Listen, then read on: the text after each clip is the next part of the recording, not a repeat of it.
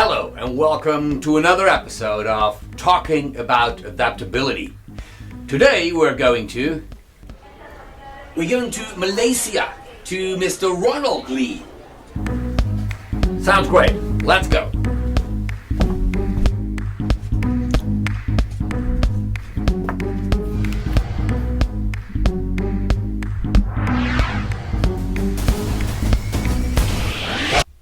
Yes, ladies and gentlemen, and welcome to our program again. Let's talk about adaptability. Our guest today from Malaysia, you just heard, is Mr. Ronald Lee. And just to kick off, what's the first thing that comes to mind if I say adaptability?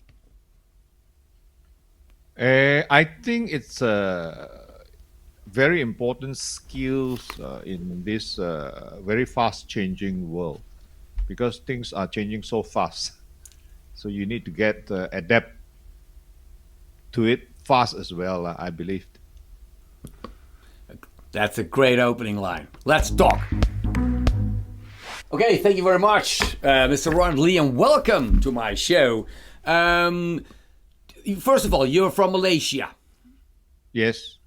And you are. A couple of weeks ago, I had a session online, and you had a session how to tell a story in a Hollywood style. Is that your core business? It's I call it cinematic visual storytelling. Yes. At the moment, it is my core business. I teach and I train people. I coach people how to construct and present their presentation in a storytelling way. Okay, Yes. using visual. So using visuals also. Yes, yes, yes. Using visual, just like what you see in the cinemas. Yeah. Because visual is actually, an image actually paints 1,000 words, like, it is more memorable than just presenting with text, which is rather boring at the moment, you know. But the thing is, I mean, 10 years ago, was it also your core business? I mean, it is something from, I guess, the last 5 years or something. No, not really. You see, actually, my this presentation concept, it's a kind of an evolution, over the years. Because about 30 over years ago, when I first got involved in the network marketing business, you start to do presentation, and those days when we do presentations without a computer, you have to use a slide projector, and you have to shoot your own slides, and actually it's going back, you using back the good old days, but incorporating all those I would say techniques back into the PowerPoint slides. Yeah, because what you see a lot in big conferences or meetings is that normally you had one TV at the side of the stage or on stage, but now you've got those giant LED walls of a sort of cinema screen. And as a speaker, I had it as a keynote speaker in Africa and in India, you're literally in front of your own cinema screen. So that is also a completely new world of telling a story on stage with a picture behind you. Correct. You see, nowadays, because of the technology, why don't you make use of it? You cannot have your slide all in words, in text, and then you shoot up to a big screen. It will look very awkward. Yeah. You see. And do people adapt? I mean, we have to talk about adaptability. Do people adapt enough? Because sometimes, well, a lot of presentations I see, a lot of PowerPoint presentations, a lot of, well, even the live venues have been gone for the last 2 years. But, I've been in the business for 26 years, and most of them were pretty boring, if I may say so. So there's a big mission for you. So how do you motivate people to work with visuals and to do it different, to make a change? Actually, there are quite a number of people who are also doing this even before me. I mean, they are quite well known in the industries. what I did was I incorporate some movie kind of storytelling concept into the presentation, so that it's like, for example, in a movie, definitely you will find a protagonist, which is the villain. Then you will create some problem, then it will cause pain. Then, Yeah. of course, someone will have to come up with a solution, to fight back and things like that. And then when after you have got the storyline, then you have to look for appropriate images to put in your slide, and with the correct use of a minimum amount of text in the form of typography, okay, which is very commonly used in design. So your slides will become very, very attractive. And Okay. of course, the last part is the way you deliver your story, of course. Yeah. Yeah. So it's not about the visuals. It's also about the storyline. Like a movie, most of the Correct. time there's a conflict, because if there's a conflict, you have to explain something, you have to take action, you have to do something. But if you have a business presentation, there's also a conflict if the turnover is not high enough, or the product Yeah, is correct. yeah. So, but I mean, what can you add for those people? I mean, how can you make them adapt to the idea that they have to use the scenographic way of presenting? Basically, I think it's pretty easy. There are, in fact, there are quite a few big corporation. Like, for example, there's one company which is the largest soft drink company. All I did was I did a presentation for them. Immediately after that, they engaged me, because Okay. as you have also heard my presentation. The number one is the wow factor. Yeah. When you present your slide, you see your slide is supposed to help you to captivate your audience, not you, because they don't know you. Most of the time, they do not know you, your audience. So even though they may have heard you before, but they don't really know you well. So in order to help with if you are able to use slide, make sure the slides that you're going to present to them, they will help you to captivate your audience. You see, Yeah. I would say that is the wow factor, lah. Absolutely. Yeah. And do you think that after the Corona time we had, people had to adapt to a new situation, to using the computer, to using the visuals, to using the Zoom screen, Teams, etc. That they will learn it quicker now than 2 years ago. Like I said, we all have to speed up our learning process because the world is changing very, very fast. Do you see some change in that? That because people had to work with the computer, the Zoom, the Teams, MS, etc., their own camera. Oh, don't look at the camera, and now people have to do it. Do you see some changes in that area? Oh, oh yes, of course. Let's take for example, I myself, when I was, when the pandemic start, as a trainer, your income literally drops to zero, I would say. Correct. Yeah. So you got no choice. You got to think of a way to put it up online. But I can consider myself a bit lucky. Maybe what I'm teaching is so niched, or that people realize that their presentation actually sucks. They need some changes. So mine actually pick up very fast. And actually when it is online now, I find it even better than in the classroom. Of course, in when it's a person-to-person training, of course, there is more enthusiasm. You can see more, and then it's more exciting. To be frank, but when you start putting up online, after some time, you rather sort of get used to it. And in fact, online is good. If my program is not online, I wouldn't have known you. No, that's right. You Yeah, it's know, also it's very interesting you say that you actually think that your online program now, because you've got 2 years experience in it, is even better than the live experience people have in the classroom. I mean, it's not what you heard often. Do you still When we go back to the time that you heard, well, okay, your income goes to zero, you have to adjust, you have to adapt. Um, how did you do that? Because maybe we can learn something from it. Because a lot of people still struggling with it, and the hybrid period will be there, and people will be working from home. So, how did you cope with the problem? Like, okay, there is a problem, no income, and we have to adjust. Do you still remember Yeah, what you yeah, yeah, thought? yeah. Yeah, yeah. Definitely, definitely. You see, what I did was I very quickly I launched my program online. Everything I did my own, right? And I use social media, Facebook and LinkedIn particularly, and that's how I get people to attend my free training first.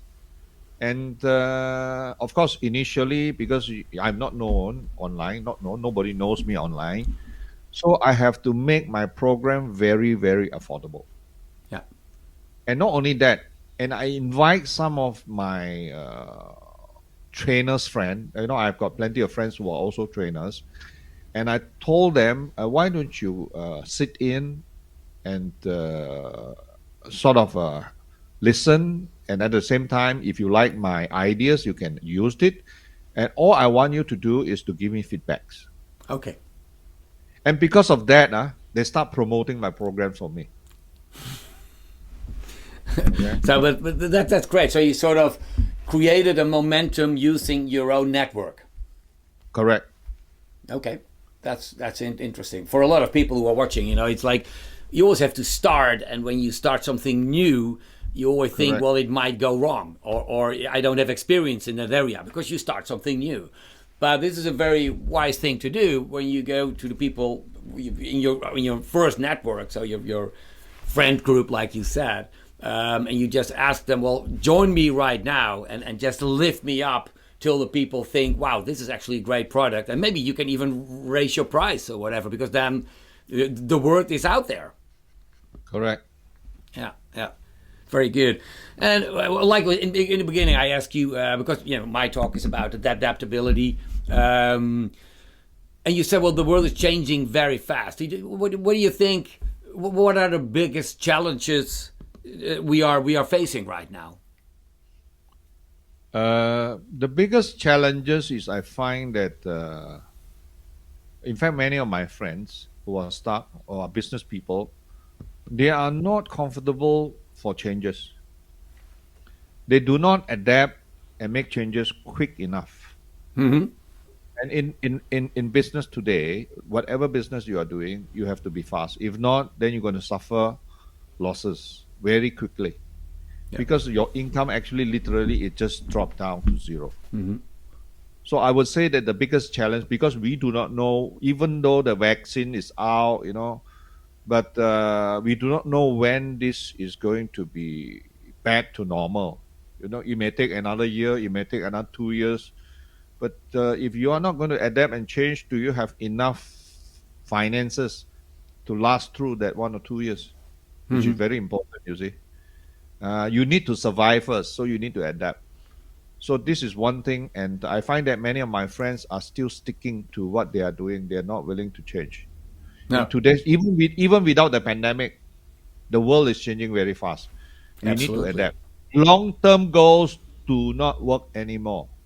Yeah. Yeah. Yes, it do not, because what you are aiming, okay, you may have big dreams, but your goals have to be short and small. You chew a, how to buy an elephant. You chew one piece at a time, a small piece at a time.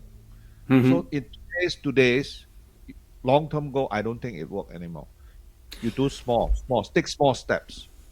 And what do you think is the cause that some of your friends are not adapting well or changing fast enough? Is that because they are stuck in old habits? Is it because they are afraid of the new things? Is that because is it, or is it a lot of things? Of course, I mean it's not one, but Yeah, can you correct. just name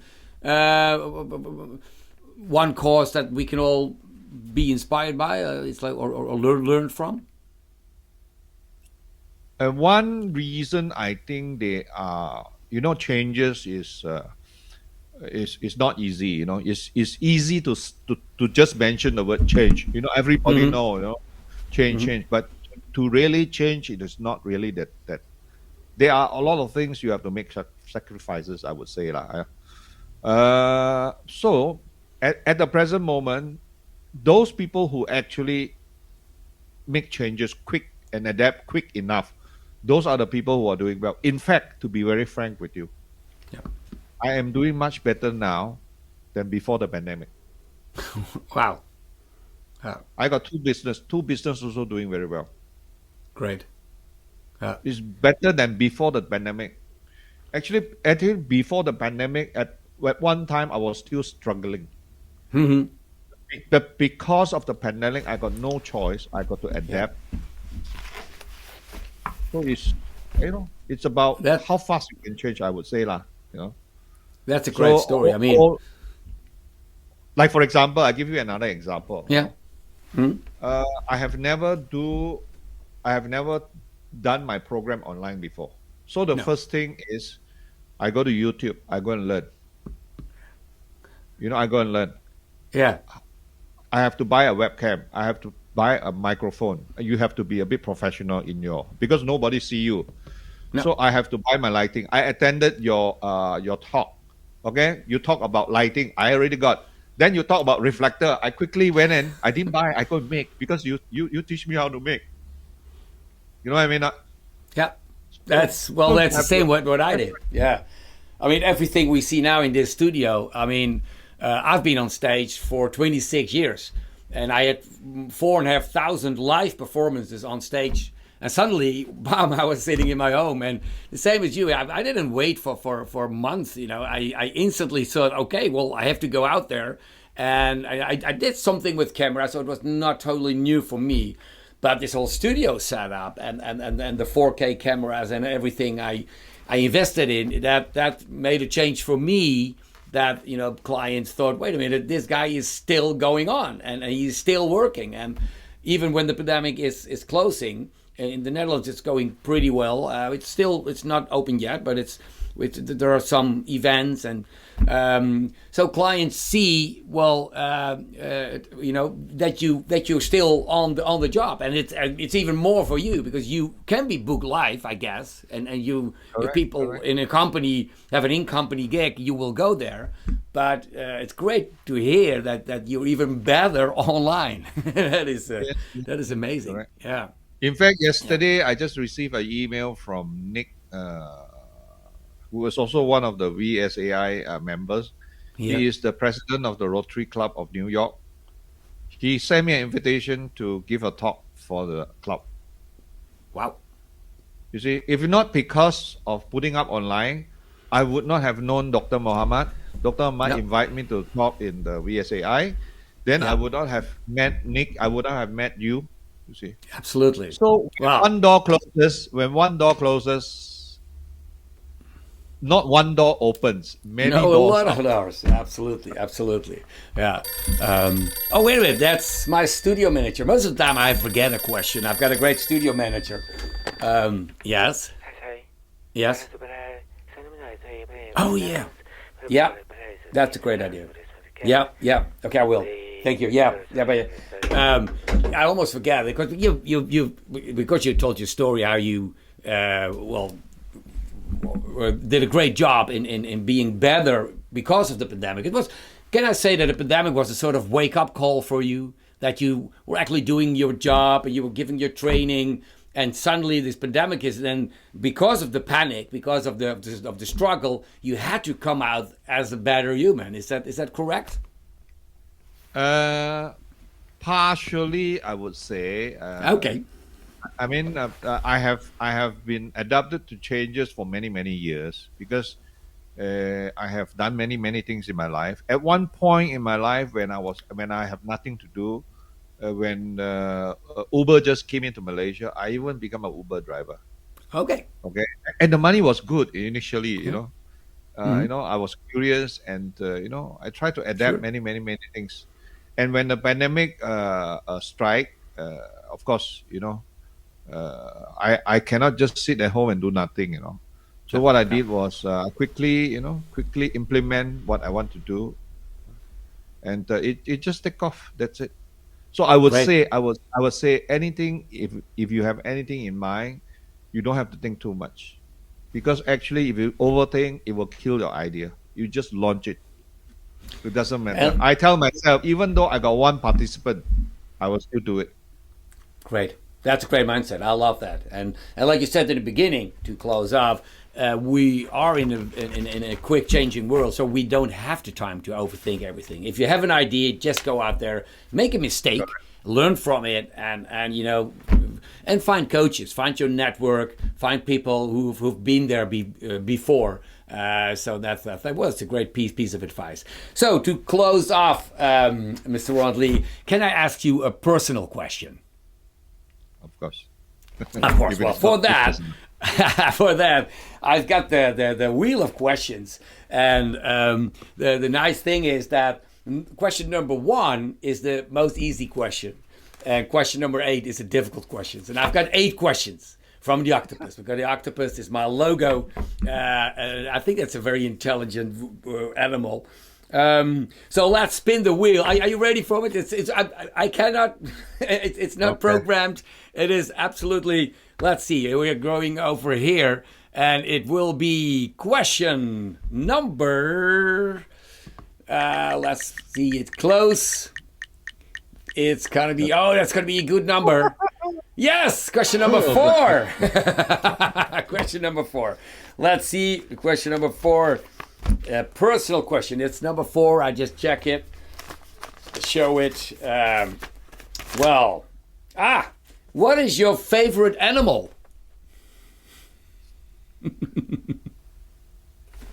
That is a good question. It is. But it's an easy question. Question number 4. And there are even 3 questions that are more easier. So, do you have a favorite animal? Actually, I am not really a pet animal lover, but if you ask me this question, I think the animal that I would, if you ask me personally, which animal that I like best, I think it's the lion. The lion. Well, Yes. that's not a pet for at home, but it's a beautiful animal. You're And talking about every animal, huh? it is. Okay. It is. That's. I mean, I didn't say pet, because my favorite animal is an octopus, and I don't have an because octopus. lion Lion is beautiful. resemble many things. Absolutely. Resemble leadership, courageous, trust. So many things. It is. I would say in life, we need, every one of us need to have a kind of a attitude or mentality as a lion in order to be tough in this Yeah. ever-changing world, I would say. It's not to bribe, but the national symbol of the Netherlands is a lion. Is it? Yeah. Roar. All right. Well, Mr. Ronald Lee, thank you very much for your insight, for this conversation. I hope you had fun. I thought it was a great conversation, and well, I will speak to you later, maybe on stage or online. Who knows? Thank you very much. Yeah. Thank you very much. Thank you Bye-bye. very much for the interview. Thank you. Bye. Bye. Thank you. See you next time. Oi, oi.